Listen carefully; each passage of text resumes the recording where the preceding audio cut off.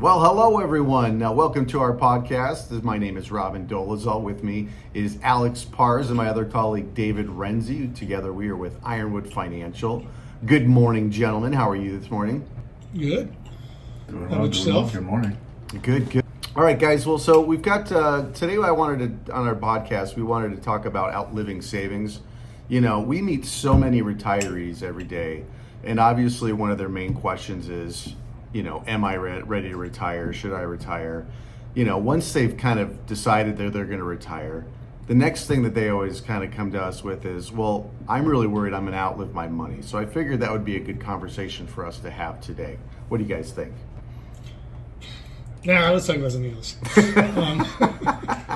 No, you're right. The number one thing people have the most hesitation, the most fear about, is when they're deciding, am I ready to retire? You know, 6 months before, we see a lot of wavering, a lot of hesitation, a lot of people saying, I'm not sure I'm ready. And, you know, we always have to rerun the numbers, make sure that the plan looks bulletproof. So definitely, in our experience, retirees' number one fear. You know, it's interesting. I was trying to find some sort of stat, and I found, you know, a few different ones. They're kind of all over the board, but anywhere basically between a third and a half of Americans who start thinking about this start worrying about, you know, if they have enough or if they're going to outlive their retirement nest egg. So it is actually a very, very big, significant worry. You know, that seems a little surprising, considering that I would bet that the vast majority of Americans feel some kind of financial insecurity. And as Alex alluded to, the preparation and planning aspect is extremely important. So most Americans don't have a budget. They don't know what they're actually spending. So I think you can have the best portfolio in the world, and if you have no idea what your costs are and you can't be flexible because of those costs, then you're setting yourself up for failure. You know, there's a statistic, and Alex, maybe you can help me with this, but I remember hearing that, you know, most people have never actually planned for retirement or done any thought about it. You know, I think it was something like 75% of Americans spend more time planning their vacations than they do on retirement. Yeah, I think it was planning their next vacation. Their next vacations in general. Right. So yeah. So it is a very important topic, and it's something that's, you know, deserves some discussion. Right. So. Right.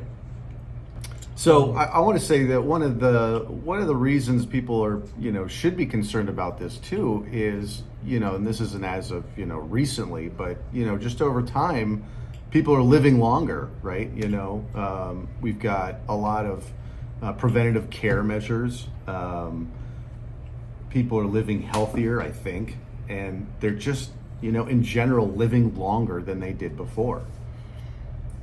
And I think this is actually one of those areas that there could be a value add for meeting with an advisor. I mean, you don't know what you don't know. And I think there's people that go through this like us every single day, and we see a variety of scenarios and situations, and we've tolerated a variety of markets.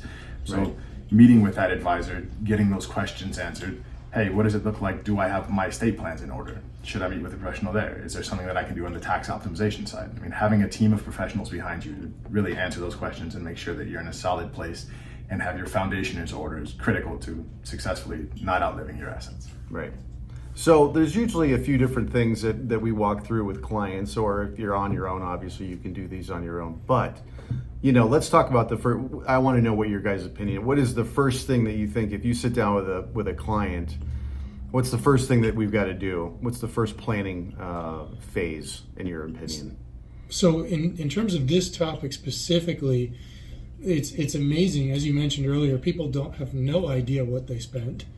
Yeah. And we don't really care what you spend your money on.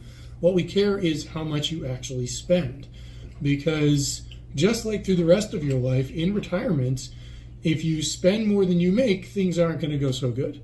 Right. If you spend less than you make, then your retirement's going to look great. So knowing that number, it's really funny to me, is one of the hardest questions we ask people is, how much do you spend on an annual basis or monthly basis or whatever? And what would you say? Maybe 1 in 20 can answer that in that first meeting? No, I'm glad you said budgeting, because that's what I felt as well. And it's, I don't know what it is, but I feel like pretty much everyone who comes in here, we go over, how we manage portfolios and things we can do to help them make it more efficient. And then we get to the budget. All right, so what do you spend? And they never know. Never know what they spend. Yeah, we had one couple we asked a couple years back. You remember that, Robin? They said, "Oh, we think we spend about $4,000 a month." Yeah. We said, "Well, why don't you double check that? That's really important." And they came back and was like, "Well, apparently we spend $140,000 a year." Yeah. Yeah. So go ahead, David. I usually call it the missing 20 or missing 40. So I would say 95% of cases when I'm sitting down with someone to start a financial plan, they think they spend $60,000 a year. Doesn't matter if you're making $1 million a year or $60,000 a year, you always think you spend 60. And so once we get through that plan, and then we can really see where those extra dollars are going, and it's a simple formula of, hey, you're making this, you're spending this, you're saving this, there's always a gap that people aren't aware of. And there's a great point to be made there, which is, don't lie to yourself. This number is important. So, if you say, hey, I make 100 and I'm only spending 60, my next question is going to be, okay, do you have 40,000 more in savings than you did last year? Right. And if the answer is, no, well, then guess what? You didn't save 40. Right. So double checking that answer is key as well. Yeah. Well, and you mentioned it too. I mean, it's not like we're here to judge, right? It's just, we don't care what you spent your money on. But in order for this to work, we need to know what you're spending, in general. And if you don't know, if you don't know what you think you're going to spend in retirement, well, then you just look backwards, right? Pull out your it'll be a little bit of work and a little bit of homework on your part, but go through your bank statements and figure out how much you're spending over the last 12 months and try and figure out an average of that. And I think a great exercise could be, most people aren't used to living on a fixed income, which is what most people get in retirement, right? It's a set portfolio draw as well as some pension or Social Security or a combination of those. And what you can do is, hey, 6 months out, a year out, make sure that you're doing a trial run to say, hey, I committed to living on this for the next 20 or 30 years. Let's see if I can do it here and see if it works. See how comfortable you are. Right. Yeah, good point. Yeah. So the next thing, obviously, if we're talking about budgeting and we're talking about retirement planning, I would say the next phase that someone should look at is what other forms of income will you have throughout retirement once you stop working? Obviously, your traditional income is going away, right? You're not going to be working anymore. But do you have other forms of income? Like side hustles. That's right. Everyone wants to retire to be an Uber driver. That's right. Side hustles could be one of them, but Social Security obviously is one that people obviously will have, and some people still, might be blessed enough to have pensions, right? Some people have rental properties, whether that's residential real estate or commercial properties, but that's the next thing is figuring out, okay, well, what other forms of income are going to be coming in my way, that's going to help me throughout retirement so I can figure out what I may have to actually take out of my portfolio.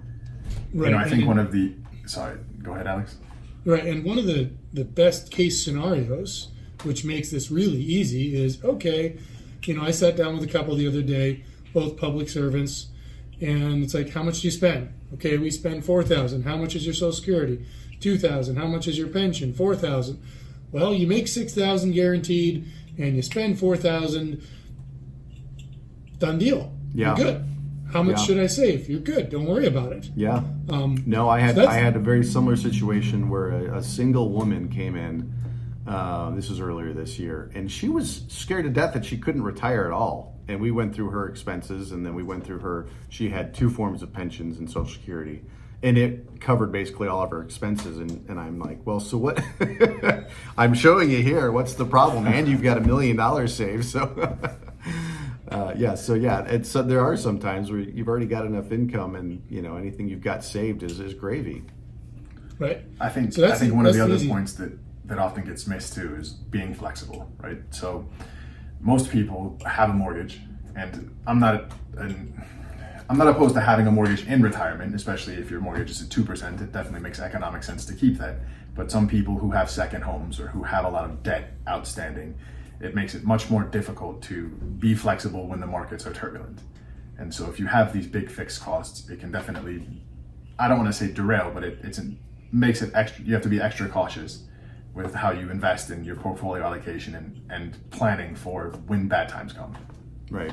You know, it's interesting. I'm kind of dredging up the budget part again, but when you said like second homes or mortgages, that is something I think people overlook as well when they're budgeting. You know, they may think, well, my second home, you know, really only costs $10,000 a year. But is that actually accurate, or are you really just assuming what your monthly mortgage payment is on that property? Don't forget the landscaping. Don't forget, you know, the utilities. These are things that if you have second homes, mortgages, you know, don't forget some of these other ancillary items in your budget as well. Yeah. So the more difficult cases come in when your fixed income doesn't meet your expenses. Right. So if all you have is Social Security, and let's say that's $2,000 a month, and you're spending $10,000 a month. Right. That's, you know, then we need to look at savings. We need to look at how much you've got saved and figure out, you know, based on age, based on longevity, based on a whole slew of different factors, if we can generate that $8,000 a month difference that you're going to need, plus worry about inflation. Mm-hmm. Right. Is there a quick rule of thumb, Alex, that if someone's, you know, you look into this and you say, okay, it looks like we have a shortfall of 8,000. Here's a quick rudimentary, you know, on the napkin, how much money you need to have saved in your portfolio in general to meet this? Yeah, there's hundreds of them. The most common one is the 4% rule, is what they call it. Yeah. Which is, you know, if you take, let's say you have $100,000, you can take $4,000 a year off that and not worry about running out of money. Right. Okay. Now, the problem with that rule is it ignores a whole lot of different factors. Okay. One being age. You know, if you're 80 years old and you're finally retiring and your health is failing and you're saying, well, I can only take 4% out of my portfolio, that's not true at all. Right. Okay. You're probably not going to outlive that money if you take 6 or 8 or 10%. Okay. So that's one major factor, which is age. So oftentimes when we look at people and say, hey, you're retiring early, we need to make that number a little smaller. Or if you're retiring late, we can make that number a little bit bigger. Mm-hmm. And then you have to add in the times. So for the last 15 years or so, until a year and a half ago, you had to be more conservative, right? Because interest rates were so low. Now with interest rates where they are now, you know, maybe we can get more generous than a 4% rule. Right. Maybe a 3 and a 4 turned into a 4 and maybe a 5. Yeah, it could be, or it could be even higher. We'll see where interest rates end up. Yeah, maybe 8% distribution rate. Let's not advocate for that high. No, yeah, cut that out. Don't say that. Sure. Anyway, but you're right, the 4% rule, so taking that and multiplying by 25 or dividing by 4%, that's, I mean, maybe that doesn't work for everybody, but I think that's a good first step, right? Absolutely. I mean, especially if you're years and years and years away from retirement and you're saying, I need a target. So I'm just starting savings and I'm looking at, hey, I want to have $50,000 in retirement on top of whatever pensions and Social Security. Well, easy peasy.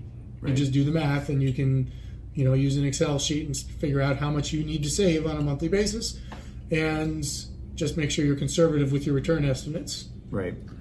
So I got a question, David. You've been seeing a lot of people this year, and I don't know how many of them are close to retiring or what, but do you get a lot of people who tell you, you know, I'm going to retire and I want to die with my last penny?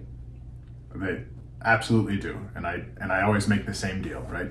You tell me when you're going to die, and I'll make sure we spend it all. Yeah. So that's the tough thing, right? Where a lot of people don't plan for, we'll call it large expenses that are unexpected. Like, hey, I need that new roof, or hey, my the engine blew, I need something to replace it. And with car prices the way they are nowadays, that could be a $40,000 or $50,000 car, and the roof could cost you 20 or 30, or the AC, or some other large expense that you're not expecting.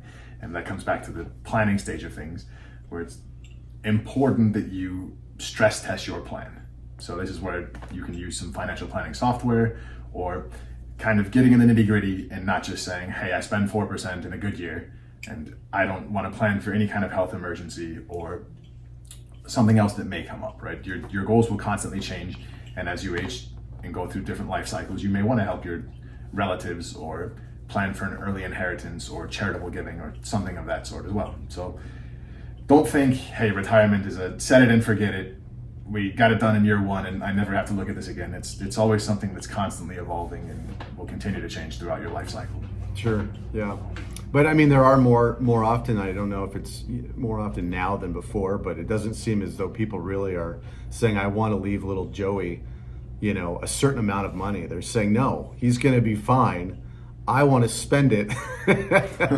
And Alex, I want to just spend it on my funeral. That's the last time I want to spend. But, unfortunately that can lead to financial ruin as well, right? I mean, as we mentioned before, people are living longer and, you've got to be able to, your portfolio has got to be able to last that.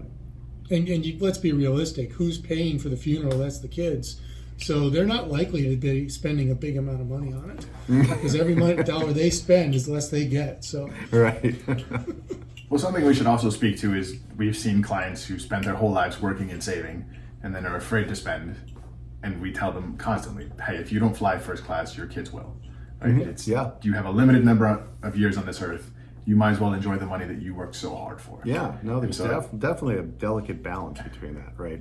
Yeah. And also that's something that's absolutely true in our experience, which is we see parents, they save, they scrimp, they save, and they end up with a big nest egg, and then their kids spend it in what's this? We've seen 6 months, 3 years, 5 years, something like that, and we're talking big numbers here. Yeah.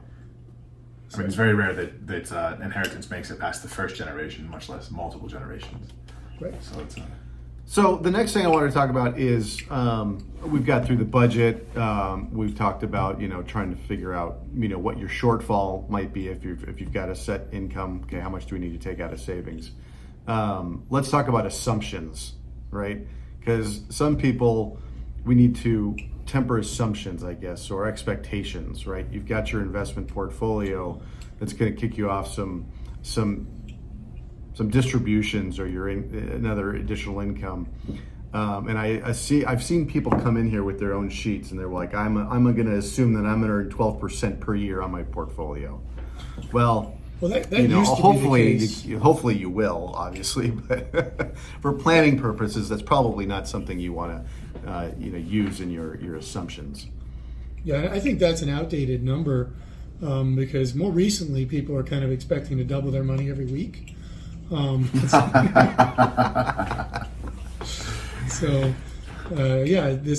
whole Reddit crowd is like, hey, go big or go home, right? Right. I'm expecting a 10x return, and that's something that's sure you can play with when you're younger, but when we're talking about real money, which is the money that you've worked hard your whole life to save and plan on retiring on, we can't take that kind of risk. Mm-hmm. Okay, so if you go big or go home, well, if you end up going home and you're retired, chances are you can't get back to that nice cushy job or that high paying job that you had for 20 years. Yeah. Alex, you've been telling this story or using this example ever since I've known you. Will you talk about the basketball analogy that you use? So there's, I like basketball, lots of people do. If you're playing a basketball game and there's 10 seconds left on the clock and you've got the ball and you're up by 2, what do? You sit on it, right? You don't go hucking up threes, right? You've already won the game. Be conservative. Make sure that you win the game, because we've all seen. I remember an example when was it U of A lost to some was it a high school team or something? I don't believe it. No, I think it was Illinois.